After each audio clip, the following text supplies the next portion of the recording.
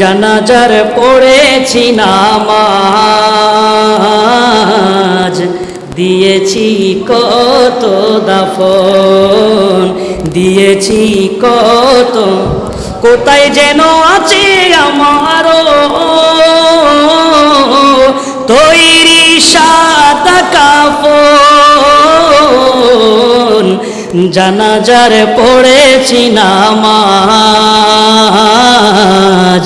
দিয়েছি আরো মোহব্বতের আওয়াজে, দিয়েছি কত দাফন, দিয়েছি আমার তরি বাঁধায় আছে কোন শেখিয়া গাঠে, কোন মসজিদে এলানে হবে সুয়াবে শেষে কাটে। কথা বলেন ঠিক কিনা? আমার তরি বাঁধায় আছে কোন শেখিয়া গাঠে, কোন মসজিদে এলানে হবে সুয়াবে শেষে কাটে, কখন কোথায় করবে দাফন আমাকে স্বজন, জানাজার পড়েছি নামাজ, দিয়েছি কত দাফন, দিয়েছি কত, কোথায় যেন আছে আমারও তৈরি সাদা কাফন, জানাজার পড়েছি নামাজ, দিয়েছি কত দাফন। মানুষ যখন মারা যায়, মানুষ ইন্তেকালের সাথে সাথে মানুষকে গোসল দেওয়া হয়।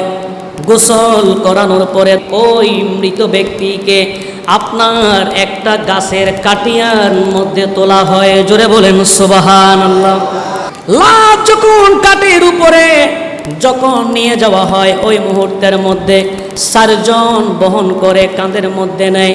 তন্মধ্যে আপনার যখন নিয়ে যাওয়া হয়, আপনারা জানেন প্রথমেই 10 কদম গনে গনে, আবার ও প্রথম 10 কদম গনে গনে যাওয়ার পরে একজন এবং অপরজন থেকে শুরু করে ওই 4 জনেই কাঁধ পরিবর্তন করে। জোরে বলেন সুবহানাল্লাহ। প্রথম 10 কদমে পরিবর্তন হবে, দ্বিতীয় 10 কদমে আবার পরিবর্তন হবে, তৃতীয় 10 কদমে পরিবর্তন হবে, চতুর্থ 10 কদমে পরিবর্তন হবে। এইভাবে 40টা কদম দেওয়ার পরে ওই প্রথম কদম যিনি মানলেন, প্রথম 10 কদম যিনি শুরু করেছেন, আপনার ডান হাতের যে ফায়া ছিল, ওই ফায়ার মধ্যে 40 কদম পরে ওই আল্লাহর বান্দা চলে আসবে। জোরে বলেন সুবহান। এইভাবে 40টা কদম গনার পরে ওই লাশটাকে জানাজার মাঠে নিয়ে হবে। জানাজার মাঠ থেকে আপনার কবরস্থানে নিয়ে যাওয়া হবে, অথবা সেখান থেকে জানাজার মাঠ থেকে আপনার অথবা গাড়িতে করে তার গন্তব্যস্থলে নিয়ে যাওয়া হবে। যেখানেই যাবে সেখানে নিয়ে যাওয়া হবে। আপনার নিয়ে যাওয়ার সময় একটা বাক্য তারা বলবে, একটা জিকির তারা করবে। ওই জিকিরটা হলো আল্লাহ রব্বি মুহাম্মদ নবী বলে বলে। জোরে বলেন সুবহান। তাহলে জিকিরটা হবে আল্লাহ রব্বি মুহাম্মদ নবী বলে বলে তারা যেতে থাকবে। কতক্ষণ পর্যন্ত তারা এই কথাগুলো বলবে, জিকিরটা কতক্ষণ পর্যন্ত করবে? যতক্ষণ পর্যন্ত কবরের ভেতরে কবরস্থ করা হয় নাই। জোরে বলেন সুবহান।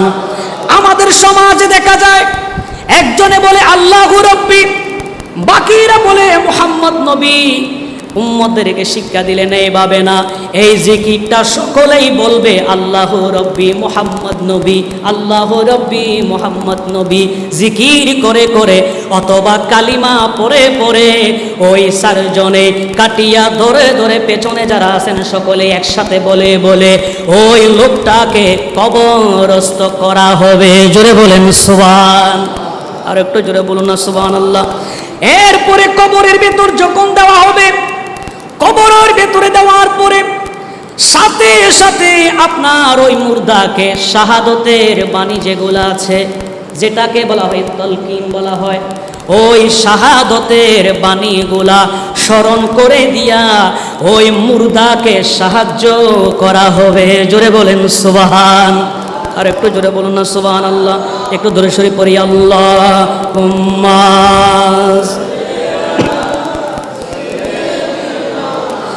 মাওলানা মুহাম্মদ ওয়া আলা আলিহি।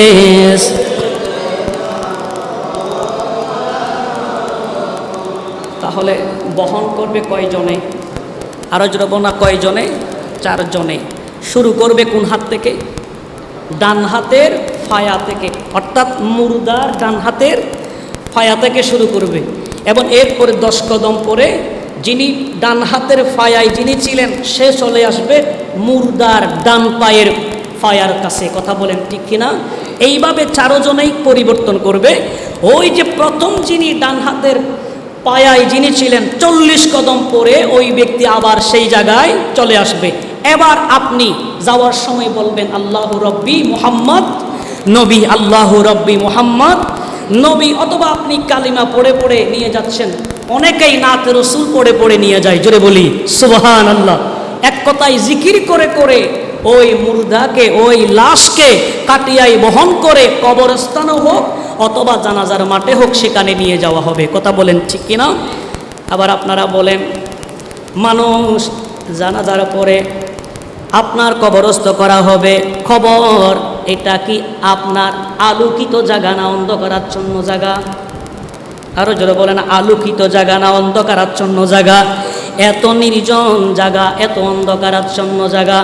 আপনারা জানেন কোন মহিলা প্রত্যেক সন্তানের মা, প্রত্যেক সন্তানের মা যখন বর্ষা যখন আসে, আকাশে যখন মেঘ গর্জন দেয়, আপনার বিজলি যখন চমকায়, মা বলে বাবা ঘর থেকে আর বাহির হবে না। কথা বলেন ঠিক কিনা? বাবা বলে বাবা ঘর থেকে বাহির হবে না, কারণ আকাশের অবস্থা ভালো না, মেঘ গর্জন দিচ্ছে, আপনার বিদ্যুৎ চমকাচ্ছে, বিজলি চমকাচ্ছে, এখন বাহির হওয়া যাবে না। আবার ওই মা যখন ইন্তেকাল করে, যেই মা বিজলিকে ভয় পায়, যেই মা আকাশকে ভয় পায়, যেই মা আপনার মেঘের গর্জনকে ভয় পায়, যেই বাবা মেঘের গর্জনকে ভয় পায়, ওই মা যখন সন্তান ঘরের ভেতরে থাকে, মা ওই আকাশ যেখানে যে সময় আপনার ভয় পাইতো, মা আকাশে, মা আকাশ আওয়াজ করলে মা ভয় পাইতো, ওই মা দেখছেন অন্ধকার কবরে একা একা পড়ে রয়েছে। কথা বলেন ঠিক কিনা? এই কবর হলো অন্ধকারাচ্ছন্ন কবর। আপনার কবরে আপনাকে যেতে হবে। ওই কবরের ভেতরের সঙ্গী আপনার কেউ হবে না, একাকিত্ব আপনাকে যুগের পরে যুগ, বছরের পরে বছর, কোটি কোটি বছর আপনাকে সেই অন্ধকারাচ্ছন্ন কবরে কাটাতে হবে। কথা বলেন ঠিক কিনা? নির্জন কবর, সাথে কেউ থাকবে না, এত ভয়ঙ্কর কবর হবে, কবরের ভিতরে কেউ যাবে না। নবীজি বলছেন আপনাকে একা যেতে হবে, আপনাকে একা কবরে যেতে হবে। সহিহ মুসলিম শরীফের হাদিস, আমার নবীর সাহাবী যার নাম হযরতে আনাস বিন মালিক রাদিয়াল্লাহু তাআলা, তিনি বর্ণনা করেন, আনাস বিন মালিক রাদিয়াল্লাহু তাআলা আনহু قال قال رسول الله صلى الله عليه وسلم يتبع الميت ثلاثة فيرجع اثنان ويبقى واحد يتبعه أهله وماله وعمله فيرجع أهله وماله ويبقى عمله। জোরে বলেন সুবহান। আমার নবীর সাহাবী হযরতে আনাস বিন মালিক রাদিয়াল্লাহু তাআলা তিনি বর্ণনা করছেন, সহিহ মুসলিম শরীফের হাদিস। আমার নবী বলেন, উম্মতেরা শোনো, হে পৃথিবীর মানুষ শোনো, ইয়াতবাউল মাইয়াতা সালাসাতুন। আমার নবী বলেন, ও আমার উম্মতেরা শোনো, বলে মানুষ যখন ইন্তেকাল করে, মানুষ যখন মারা যায়, ওই মৃত মানুষের সাথে, ওই মুর্দার সাথে 3টা জিনিস গমন করে। জোরে বলেন সুবহান। আমার নবী বলছেন একা একা যেতে হবে কবরস্থানে, একা একা আপনার কবরে আপনাকে যেতে হবে। কবর সেটা যদি মাছের পেটে হয়, মাছের পেটে আপনাকে একা যেতে হবে। কবর যদি সাগরে হয়, সাগরে আপনাকে একা যেতে হবে। কবর যদি মাটির মধ্যে হয়, মাটিতে আপনাকে একা যেতে হবে। আমার নবী বলেন যাওয়ার সময় তিনটা জিনিস আপনার সঙ্গে যাবে। নবী বলছেন ফায়ারজিউল ইসনান, ওখান থেকে দুইটা জিনিস ওখান থেকে চলে আসবে। জোরে বলেন সুবহান। তাহলে জিনিস যাবে কয়টা? আর জোরে বলেন না কয়টা? তিনটা জিনিস। সহিহ মুসলিম শরীফের হাদিস, নবী বলছেন তিনটা জিনিস যাবে, দুইটা জিনিস কি করবে? চলে আসবে। ওয়ায়াবকা ওয়াহিদুন, একটা জিনিস আপনার সঙ্গে যাবে। কয়টা জিনিস? শুধুমাত্র একটা জিনিস আপনার সঙ্গে কবরে যাবে। দুইটা জিনিস সেখান থেকে চলে আসবে। ইয়াতবাউহু আহালুহু ওয়া মালুহু ওয়া আমালুহু। আমার নবী ডাক দিয়ে বলেন, হ্যাঁ আমার উম্মতেরা শোনো, ওই তিনটা জিনিস হলো, এক নাম্বার হলো আপনজন, সেটা মা বাবা হোক, ভাই বোন হোক, বন্ধু হোক, বান্ধবী হোক, যত আত্মীয় স্বজন হোক, আমার আহাল হোক, অর্থাৎ আপন জনেরা সেখান থেকে চলে আসবে।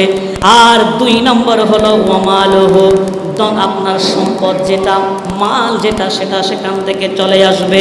এক নম্বর হলো আপনজন, দ্বিতীয় নম্বর মাল সামান। এক কথায় আপনাকে কবর দেওয়ার সময় যা কিছু নিয়ে যাওয়া হয়েছে ওই সমস্ত কিছু ওখান থেকে চলে আসবে।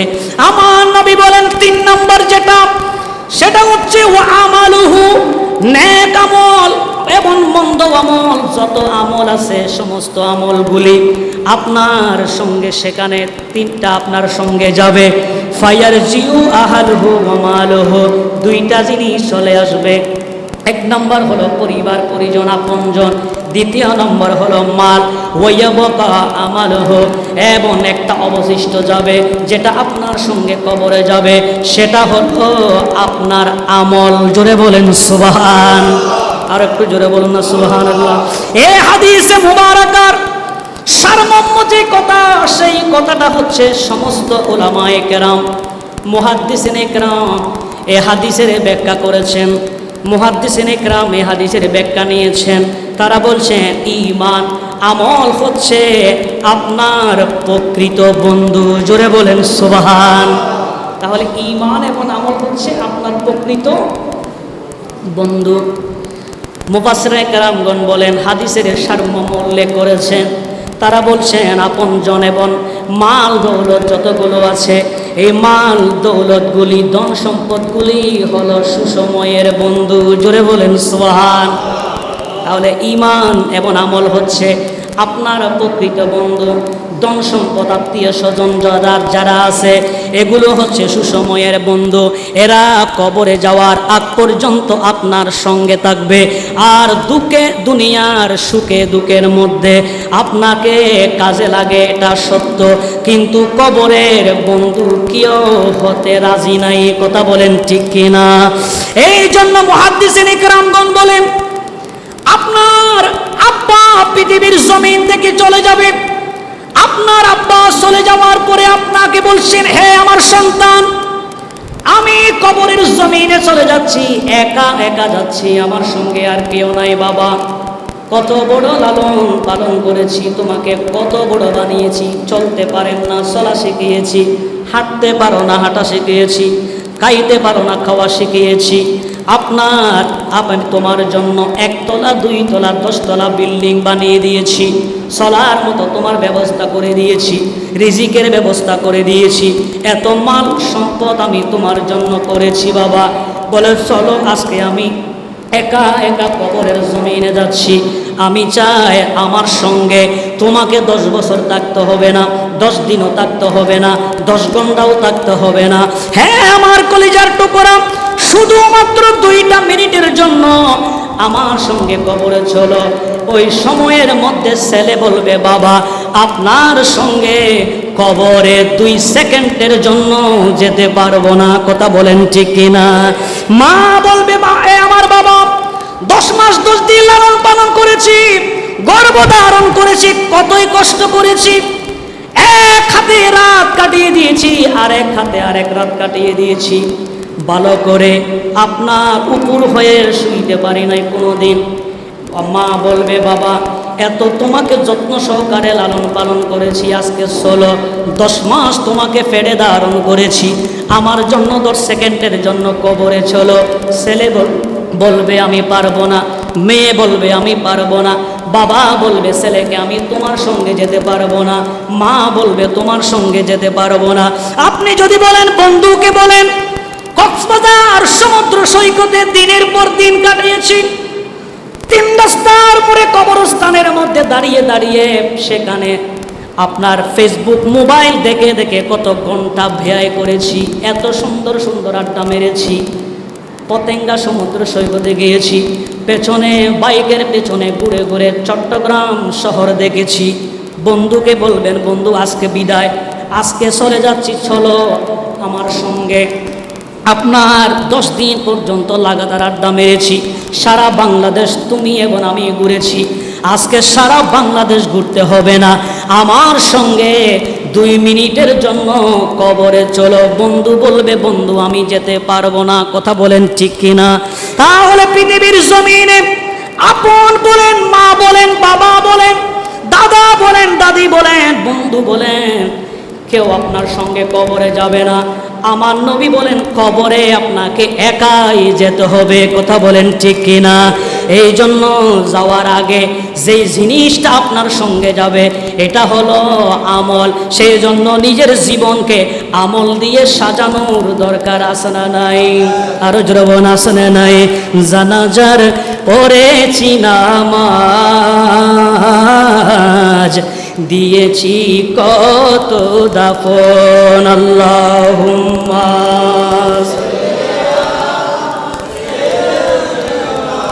মাওলানা মুহাম্মদ ওয়া আলা আলিহি।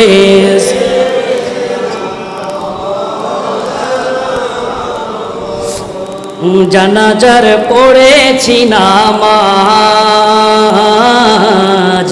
দিয়েছি কত দাফন, দিয়েছি কত, কোথায় যেন আছে আমারও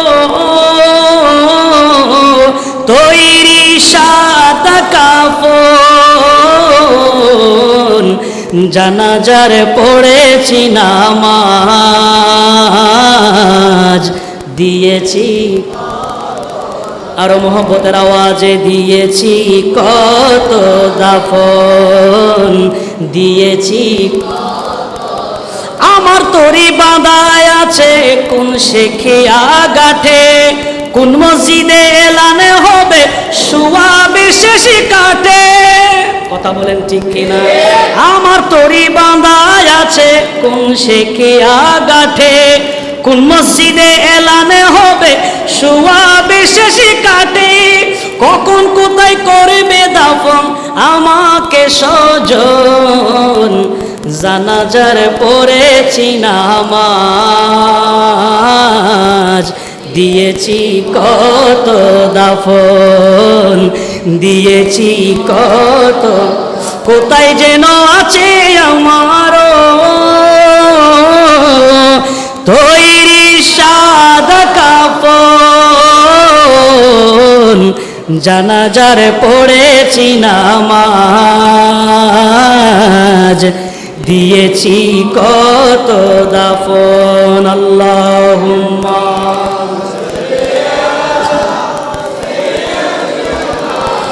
মাওলানা মুহাম্মদ ওয়া আলা আলিহি।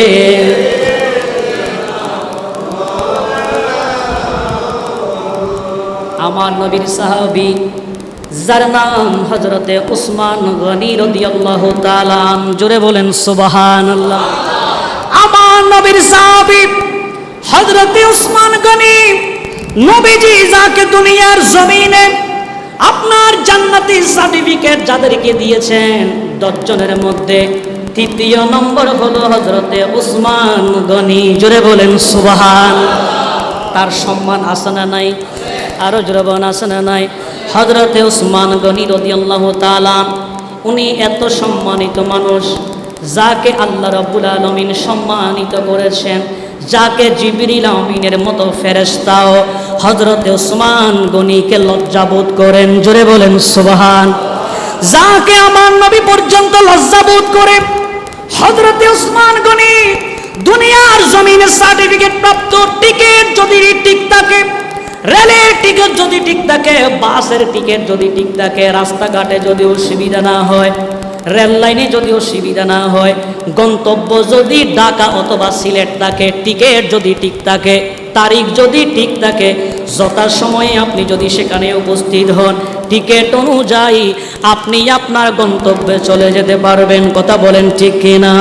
যাদেরকে নবী জান্নাতের সার্টিফিকেট দিয়েছেন, দুনিয়ার জমিনে যা ইচ্ছা তাই করতে পাবে, এইরকম পারমিশন আল্লাহ রাব্বুল আলামিন বদরি সাহাবীদেরকে দিয়েছিলেন। জোরে বলেন সুবহান। আর একটু জোরে বলেন না সুবহানাল্লাহ। হযরত উসমান গনি রাদিয়াল্লাহু তাআলা, সুনান ইবনে মাজাহ শরীফের হাদিস, সুনান ইবনে মাজাহ শরীফের মধ্যে উল্লেখ করা হয়েছে, আমার নবীর সাহাবী হযরতে হানি ইবনে উসমান রাদিয়াল্লাহু তাআলা তিনি বলেন, হযরতে হানি সে বলতেন হযরত উসমান রাদিয়াল্লাহু তাআলা যখন কোনো কবরস্থানের যখন পাশ দিয়ে যায়, সেখানে যাবার পরে তিনি কবরের পারে যখন তিনি দাঁড়াতেন, হযরতে উসমান গনি ওই কবরের দিকে তাকিয়ে তাকিয়ে কান্না আরম্ভ করেন। জোরে বলেন সুবহান। হযরতে হানি বলতেছেন, আমি হযরত উসমান গনির দিকে তাকাইতাম, আমি দেখতাম উসমান গনির চোখের পানি পড়তেছে, চোখের পানি পড়তে পড়তে তার দাড়িগুলা ভিজে যাচ্ছে।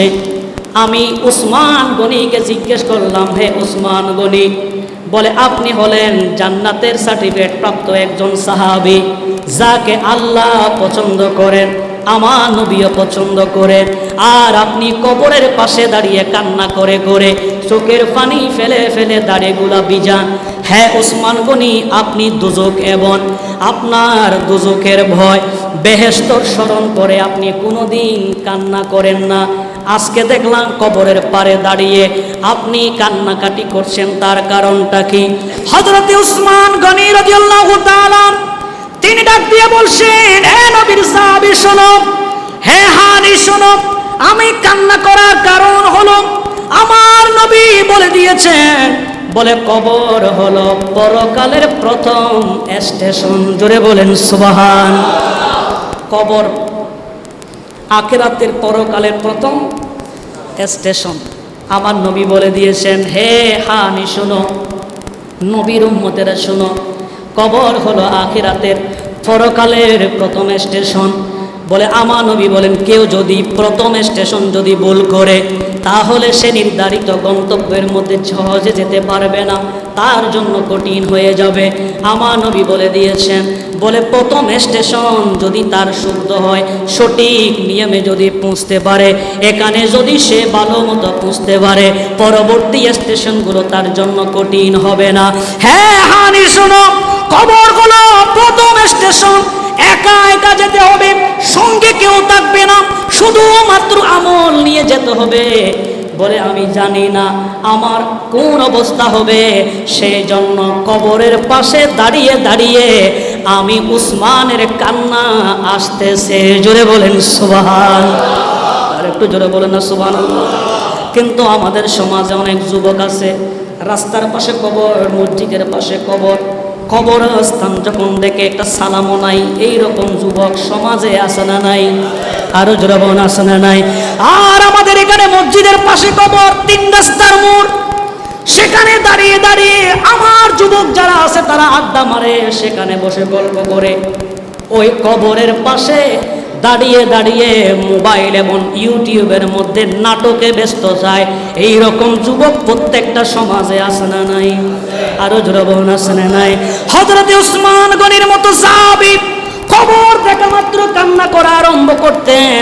কেন কান্না করতেন? কারণ ওই খবরে আপনি আজকে দুনিয়ার জমিনে আসেন, আর কালকে আপনাকে ওই কবরেই যেতে হবে। কথা বলেন ঠিক কিনা? যাওয়ার আগে আগে আমলগুলো সাজানোর দরকার আছে না নাই? আরো জোরে বলেন আছে না নাই? একটু ধরে শরীফ পড়ি, আল্লাহুম্মা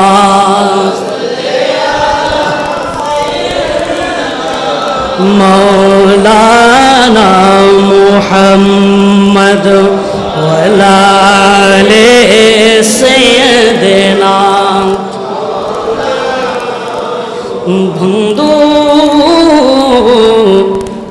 যেও না কখনো।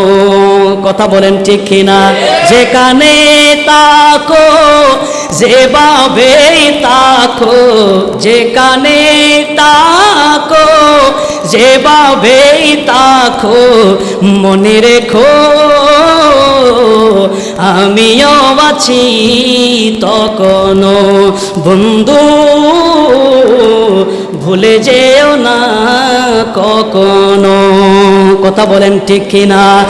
আমার নবীর সাহাবী, যে হাদিস কেন সহিহ বুখারী মুসলিম শরীফের হাদিস, বিশেষ করে সহিহ বুখারীর মধ্যে উল্লেখ করেছেন নবীর সাহাবী হযরত আবু সাঈদ খুদরী রাদিয়াল্লাহু তাআলা, আমার নবীর সাহাবী বলেন, আমার নবীর সাহাবী বলেন, নবীজি সব সময় একথা বলতেন। আবু সাঈদ খুদরী বলেন, ও সাহাবীরা, নবীর উম্মতেরা, আমার নবী সর্বদাই এই কথাগুলো বলতেন। বলে যখন লাশ, যখন মানুষ যখন কাটিয়ার উপর তুলে, লাশ যখন কাটিয়ার উপর তোলে, চারজনে যখন বহন করে নিয়ে যায়, এমন সময়ের মধ্যে ওই খাটিয়ার উপর যে লোক আছে, যেই লোক খাটিয়ার উপরে আছে, ওই লোক যারা পুরুষ আছে তাদেরকে ডাক দিয়া বলে, ওই লোক ডাক দিয়া বলে, যদি ওই নেককার মুর্দা যদি হয়, কাটিয়ার উপর যে আছে মৃত ব্যক্তি যদি নেককার হয়, লাশ কানা, নেককার ব্যক্তি কানা, ও ডাক দিয়া বলে, হে কাটিয়ার মানুষ লোকেরা, যারা আমাকে বহন করে নিয়ে যাচ্ছ কবরের দিকে, তোমরা একটু তাড়াতাড়ি চলো, আমাকে কবরের মধ্যে দিয়ে দাও। জোরে বলেন সুবহান। আমার নবী সর্বদাই বলতেন। আবু সাঈদ খুদরী বলেন, হে নবীর উম্মতেরা শুনো, নবীজি বলতেন, ওই মুর্দা যদি নেককার হয় তাহলে বলো, বন্ধু তাড়াতাড়ি নিয়ে চলো, আমাকে যেখানে নিয়ে যাচ্ছ সেখানে নিয়ে চলো, আমি সেখানে যাওয়ার জন্য এখন রাজি, প্রস্তুতি আমি আগে নিয়েছি, টিকেট আমার ভালো ছিল, ওই যাত্রী হলাম আমি, সব কিছু আমার ঠিক আছে। আর আমার নবী বলেন, উম্মতেরা শোনো, আর যদি বদকার যদি ওই মুর্দা হয়, তাহলে ওই মুর্দা ডাক দিয়ে বলে, হ্যাঁ আমার বন্ধু, কত আড্ডা মেরেছে তোমার সাথে, রাত কাটিয়ে দিয়েছি, দিন তোমার সঙ্গে কাটিয়ে দিয়েছি, আর বন্ধু তোমরা আজকে নিয়ে যাচ্ছ, যদি বদকার হয় সে বলে, বন্ধু কতই না তোমরা ভালোবাসছি, আড্ডা মেরে মেরে চায়ের দোকানে বসে তোমাদের সঙ্গে ক্রিকেট খেলা দেখেছি, ফুটবল খেলা দেখেছি, কত আড্ডা মেরেছি, ও বন্ধু আজকে তোমরা আমাকে সেই কবরের দিকে নিয়ে যাচ্ছ, আমাকে সেই দিকে নিয়ে যাইও না, কারণ সেখানের অবস্থা ভালো না, অন্ধকারাচ্ছন্ন জগৎ, ওই জগতে আমি যেতে পারবো না। আমার নবী বলেন, হে আমার উম্মতেরা শুনো, যদি ওই আল্লাহর বান্দা ওই মুর্দা যদি বদকার হয়, তাহলে তাদের পেছন দিক দিয়ে টেনে ধরে, আর পেছনে টেনে টেনে বলে, বন্ধু আমি সামনের দিকে যাব না। জোরে বলেন নাউজুবিল্লাহ। আর একটু জোরে বলেন নাউজুবিল্লাহ। অপর বর্ণনায় আছে, সেটা হযরত সহিহ বুখারী শরীফের হাদিস, হযরত আনাস রাদিয়াল্লাহু তাআলা তিনি বর্ণনা করলেন, তিনি বলছেন, যদি বদকার হয়, ওই লোক যদি বদকার হয়, ঘরের ভেতরে যখন তাকে ঘরের ভেতর থেকে যখন বের করা হয়, এমন সময় ওই বদকার লোক ডাক দিয়ে বলে, হে আমার পরিবার, ওগো আমার মা, ওগো আমার বাবা, ওগো আমার স্ত্রী, ওগো আমার সন্তানেরা, আজকে তোমরা আমাকে ঘর থেকে বাহির করে দিচ্ছ, যে ঘর আমি বানিয়েছি, যে ঘর আমি বানিয়েছি, যে জায়গা আমি কিনেছি, যেই আপনার সম্পদ আমি জোগাড় করেছি তোমাদের জন্য, হ্যাঁ আমার সন্তানেরা, হ্যাঁ আমার পরিবারেরা, আজকে তোমরা আমাকে ঘর থেকে বাহির করে দিচ্ছ কবরে নিয়ে যাওয়ার জন্য, অন্ধকার জগতে নিয়ে যাওয়ার জন্য। কোথায় আমার ছেলেমেয়েরা? সহিহ বুখারীর বর্ণনা, সে বলবে, কোথায় আমার পরিবার, কোথায় আমার ছেলেমেয়েরা, আজকে কোথায় আমার বন্ধুরা, তোমরা কেন আমাকে ঘর থেকে বাহির করে কবরের জমিনের দিকে নিয়ে যাচ্ছ? জোরে বলেন নাউজুবিল্লাহ। তাহলে কবরে যেতে হবে একা একা, কথা বলেন ঠিক কিনা? এসেছি একা, যাব একা, সঙ্গে কেহ যা, কবর দেশে আপন বেশে, যিনি মুদের তাকবেন পাশে, তিনি শাহে মদিনা। এসেছি একা যাব একা, সঙ্গে কেহ যাবে না। আল্লাহুম্মা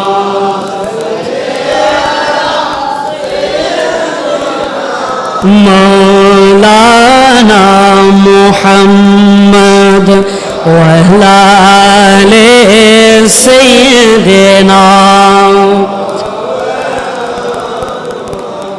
এই জন্য ভালো আমল করা দরকার আছে না নাই? আরো যারা বোন আছে না নাই?